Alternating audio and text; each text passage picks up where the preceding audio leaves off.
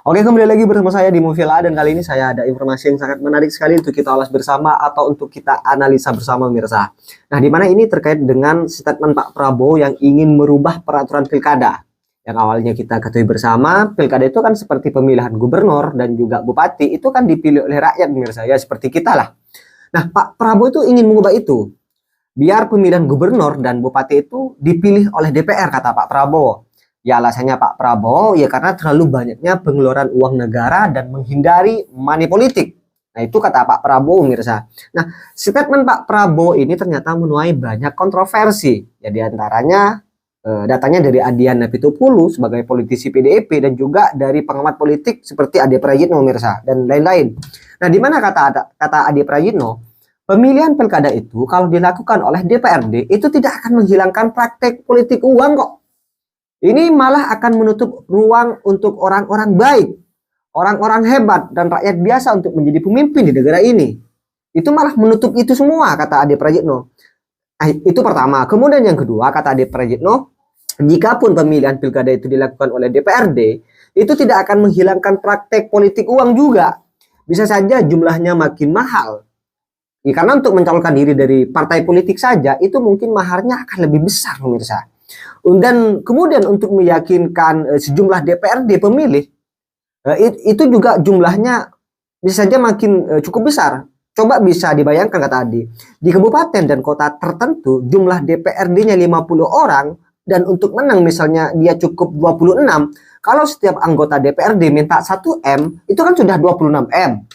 Kalau misalnya DPRD-nya itu jumlahnya mahal katakanlah 3 M, ya tinggal dikalikan sendiri. Ini kata Ade Prayitno. Jadi duitnya itu bergeser bukan kepada rakyat tetapi malah kepada elit dan ini sangat berbahaya kata Ade Prayitno dan ini banyak menuai kontroversi sudah pemirsa. Ya seperti apa komentar kalian tulis di kolom komentar juga nanti apakah kalian juga setuju ya terserah kalian. Ini kan bagian dari kritik yang memang seharusnya kita ikut bersuara apakah lebih enak dipilih oleh rakyat, apakah lebih enak dipilih oleh DPRD ya terserah ya. Ini bagian dari cara kita untuk apa? Bersuara juga. Ini kan negara demokrasi pemirsa, terserah. Yang penting kita menyikapi perbedaan ini dengan sopan, dengan beretika dan sebagainya pemirsa. Biar apa? Yang penting jangan anarkis katakanlah. Ya kalau saya pribadi sih ya walaupun saya fans banget Pak Prabowo dan juga saya loyalisnya Pak Jokowi, saya pun juga tidak terlalu setuju kalau ini diterapkan oleh Pak Prabowo. Ya, karena kenapa? Kalau ini terjadi malah ya diuntungkan kalau di daerah saya itu malah PDIP pemirsa. Karena yang berkuasa di daerah saya itu PDIP ya. Semua ketum parpol yang ada di daerah saya itu takluk sama para petinggi-petinggi PDIP dan ini pun yang saya juga ingin berkualitas tetapi terserah ini kan sepenting saya cuma hanya bisa ikut berkomentar terkait dengan keputusan dan arahan-arahan yang seperti ini ya terserah kalian juga mau sependapat atau tidak ya terserah kalian. Dan mari kita simak terlebih dulu mirsa terkait dengan kontroversi ini ya statement dari Pak Prabowo yang ditanggapi oleh beberapa politisi dan juga pengamat dan mari kita simak terlebih dahulu pemirsa ini Bang Adian dan juga Ade Prayitno dan juga Bang Kodari yang membela terhadap statement Pak Prabowo mirsa dan mari kita simak terlebih dahulu. Kita harus perbaiki sistem kita. Dan kita tidak boleh malu untuk mengakui bahwa kemungkinan sistem ini terlalu mahal. Betul. Saya lihat negara-negara kita, tetangga kita, efisien. Malaysia, Singapura, India. Sekali milih anggota DPRD, sekali milih, ya sudah. DPRD itulah yang milih gubernur, milih bupati. 10 tahun yang lalu standingnya PDI Perjuangan adalah menolak pilkada dipilih oleh DPRD, tapi kalah voting pada saat itu. Nah sekarang standingnya masih sama nggak? Menolak juga? Standingnya sama-sama dikeroyok sama kalau itu sama. 10 tahun lalu kita dikeroyok, sekarang juga dikeroyok. Beda ya, sendiri. Tapi 10 tahun yang lalu kadernya jadi presiden. Iya, jadi artinya masih sama-sama aja lah. Kalau kita selalu sendirian dan tegak runtuh dalam prinsip kira-kira seperti itu. Tapi inilah yang menyedihkan ya. Rakyat kita tanahnya diambil. Kalau kita ke pabrik, haknya untuk hidup layak juga diambil. Kita ke daerah tambang, sumber daya alamnya diambil. Mau pilkada, hak bersuaranya pun diambil. Janganlah. Tidak Paling tidak kalau toh tinggal suara yang tersisa, yuk kita berikan sama rakyat deh. Kalau tanah sudah nggak jelas punya siapa, udara tak jelas punya siapa, sumber daya alam sudah tak jelas punya siapa, hak untuk hidup layak juga tidak jelas punya siapa, ya ayo kita pertahankan suara kita ini. Jangan mau diambil lagi. Jadi standingnya PDI Perjuangan menolak? Menolak dong, itu pertama. Kalau alasannya kemudian biaya mahal, biaya yang mana? Biaya pelaksanaan 37,5 triliun. Kalau biaya mahal itu, karena memang kita gede banget negaranya. Rakyatnya banyak sekali. Tapi Wajar berarti ya segitu? Ya, tapi kalau kita bagi dengan jumlah DPT, maka biaya per orang itu cuma Rp184.000. Jadi dengan Rp184.000 itu rakyat kita berikan hak untuk menentukan siapa pemimpin di daerahnya. Siapa yang nanti akan menentukan tambang di daerahnya jadi apa, pohonnya jadi apa, kebun jadi apa, dan sebagainya. Mereka mau pilih sendiri, jangan diambil dari mereka. Karena kalau kita lihat perorangan seperti itu murah. Dan sebenarnya itu juga turunnya ke rakyat kok. Untuk uang apa KPPS ya Dol ya? KPPS, apa segala macam itu banyak itu komponennya. Saya sudah baca komponennya banyak sekali. Untuk seluruh komponen itu satu TPS itu kira-kira 12-14 juta rupiah. Di luar distribusi dan sebagainya. Artinya itu turun juga ke rakyat. Kalau dibilang misalnya biaya para calon ini mahal, itu pilihan dia. Kita mau cetak kaos apa? Haidiat bisa 9.000 perak, PE bisa 12.000, double PE 18.000, katun 30.000. Tergantung dia mau cetak yang mana. Kan pilihan ada di dia gitu loh. Nah kalau kemudian dia maunya gaya pakai katun ya 30.000 kali sekian. Tapi kalau kita ada 1.556 pasangan, lalu masing-masing itu mencetak 20.000 kaos saja, maka ada 31 juta kaos yang dicetak di Republik ini. Ternyata katanya sebagian besar impor juga. Itu dia persoalannya. Kalau kemudian diproduksi dalam negeri, maka ekonomi di bawah itu hidup. Bergerak dengan asumsi 20.000 per pasangan, 20.000 kaos. Kalau 40.000, 62 juta kaos yang dicetak. Itu tukang sablon dapat duit. Jadi perputaran ekonominya berjalan. Duit, tukang kaos dapat duit, yang ngirimin kaos dapat duit. Waduh, perputaran. Dan itu diakui oleh Menteri Keuangan. Lah, pertanyaan kita, ketika rakyat dapat duit, kenapa kita khawatir gitu loh? Kenapa kemudian kita bilang ini jadi mahal, dia dapat duit kok. Kalau kemudian persoalan uang itu menjadi bengkak karena adanya money politik, nah yang harus dievaluasi bukan sistem pemilunya langsung tidak langsung. Yang harus dievaluasi KPU-nya, Bawaslu-nya gitu loh. Jangan dong kegagalan kita mentertibkan, mendisiplinkan KPU dan Bawaslu, lalu kita rubah sistemnya, udah dipilih DPRD aja. Padahal money politik itu terjadi karena apa? Karena Bawaslu-nya misalnya tidak tegas, KPU membiarkan, KPPS-nya main mata dan sebagainya begitu loh. Nah, kesalahan-kesalahan orang ini lalu kita rubah sistemnya gitu.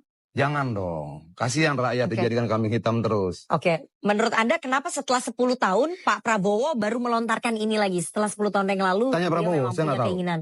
Apakah karena ini berkaitan dengan kontestasi nanti 2029? Ini ada kaitannya supaya tidak ada lawan-lawan politik yang muncul dari pimpinan kepala daerah ini? Kalau sebenarnya yang paling tahu jawabannya itu Pak Prabowo. Kalau saya cuma sampai pada batas menafsirkan kira-kira kenapa sih? Kok tiba-tiba begitu? Apakah karena kita menang di DKI?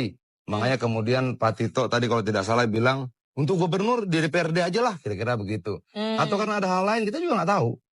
Ya kalau kemudian tidak ada yang mampu menjelaskan kenapa Pak Prabowo menyampaikan itu, saya khawatir nanti tafsirnya liar kemana-mana gitu loh. Nah sebagai teman-teman yang hadir di sini mewakili Gerindra, jelaskan saja kenapa Pak Prabowo ngomong seperti itu. Jadi tafsirnya tidak bias gitu loh. Jelas. Pilihan pilkada itu dilakukan oleh DPRD itu tidak akan menghilangkan praktek politik uang kok. Ini akan menutup ruang orang-orang baik, orang-orang hebat, dan rakyat biasa untuk menjadi pemimpin di negara ini. Itu pertama. Yang kedua, jikapun pemilihan pilkada itu dilakukan oleh DPRD, itu tidak akan menghilangkan praktek politik uang kok. Bisa saja jumlahnya makin mahal. Untuk mencalonkan diri dari partai politik saja, itu mungkin maharnya akan lebih besar. Untuk meyakinkan sejumlah DPRD memilih, itu juga jumlahnya cukup besar. Coba bisa dibayangkan, di kabupaten dan kota tertentu, jumlah DPRD-nya 50 orang. Untuk menang misalnya dia cukup 26. Kalau setiap anggota DPRD minta 1M, kan sudah 26M. Kalau setiap anggota DPRD jual mahal misalnya 2M, kan tinggal dikalikan. Kalau minta 3M, tinggal dikalikan. Jadi duitnya itu bergeser bukan kepada rakyat, tapi kepada elit. Ini yang saya kira menjadi bahaya. Saksi kan mencetak surat suara untuk berapa? 200 juta pemilih. Kalau pilkada ada provinsi, ada kabupaten kota, berarti 200 kali 2, 400 juta surat suara. Itu kan nggak perlu dilakukan. Kalau kita bicara pemilihan oleh DPRD. Kalau kita bicara biaya untuk penyelenggara pilkada, petugas TPS misalnya, saksi saksi kandidat misalnya, saksi partai misalnya, udah pasti nggak ada biaya itu gitu, karena cuma diselenggarakan di DPRD. Ibaratnya gini, TPS-nya itu bukan 1 juta atau bukan 800.000, TPS-nya 550 aja, iya kan? TPS-nya 550 titik aja gitu. Kenapa? Ya karena memang yang milih adalah DPRD, anggota DPRD gitu. Nah kalau soal money politics tetap bisa terjadi. Kalau kita bicara pilkada langsung, money politicsnya dari kandidat kepada masyarakat, ya kan? Kepada pemilih kan, kepada voters tuh, gitu. Nah, kalau pilkada oleh DPRD, money politicsnya kepada anggota DPRD, voters juga, tapi voters elit gitu, yang jumlahnya sekian-sekian itu. Nah, sekarang tinggal dikaji aja mana yang lebih, dalam tanda kutip, lebih bisa dikontrol antara dua aspek ini, ke masyarakat dengan kepada DPRD gitu. Mana yang lebih mau dikontrol? Kalau buat saya ya, mungkin sederhana aja nih. Ya mungkin DPRD lebih bisa dikontrol. Kenapa? Misalnya dia harus harus di karantina misalnya 1 minggu. Ya, tidak boleh pegang alat komunikasi misalnya, gitu kan. Walaupun nanti akan bilang ada aja cara iya, tapi makanya ini kita bahas gitu loh. Kalau kita bicara diskusi atau pengkajian, inilah pengkajiannya gitu. Ke masyarakat bisa dicegah nggak? Bisa juga. Tapi kan kalau kita bicara jutaan orang kan ya faktanya kan makin susah gitu. Nah, apakah kemudian kalau money politicsnya ke anggota DPR akan lebih kecil dibandingkan dengan masyarakat? Walau alam, tergantungnya matematikanya kan gitu kan. Sekarang per kepalanya berapa kan gitu kan.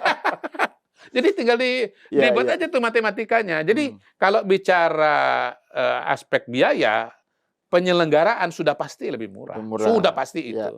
Angkanya tidak akan 38 triliun.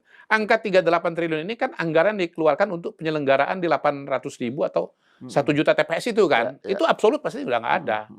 Tapi biaya yang dikeluarkan kandidat untuk money politics, ya itu potensi tetap ada kalau bicara DPRD gitu. Jadi kalau bicara aspek biaya, sudah bisa dipastikan dari segi penyelenggaraan itu akan hemat 38 triliun.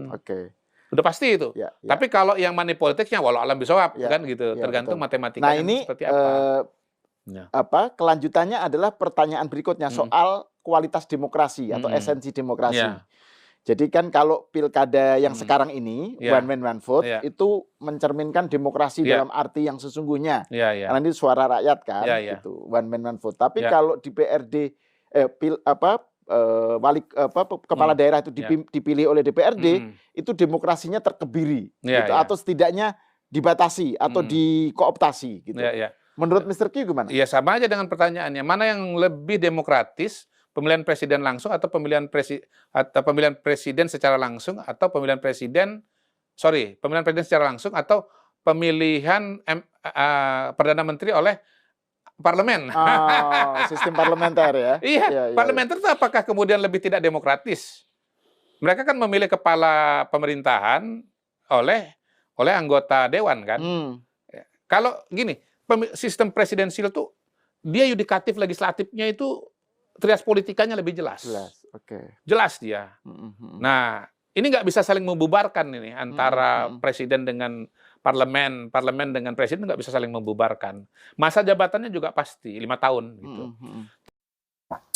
Ya seperti apa komentar kalian pemirsa, tulis di kolom komentar, dan sekali lagi udah pemirsa jangan lupa tekan tombol subscribe-nya biar kalian juga tidak ketinggalan informasi-informasi terbaru dari channel ini. Dan sekali lagi dari saya pemirsa terkait dengan himbauan dari Pak Prabowo terkait dengan pilkada. yang dipilih oleh DPRD, kalau bagi saya ini bukan masalah tentang baiknya pengeluaran uang negara, tetapi ya sekali lagi ini menguntungkan bagi partai ya yang bermoncong putih itu. Kalau di daerah saya dan ini yang saya tidak setuju, Mirza. Ya seperti apa komentar kalian, tulis di kolom komentar, dan salam demokrasi dan salam NKRI.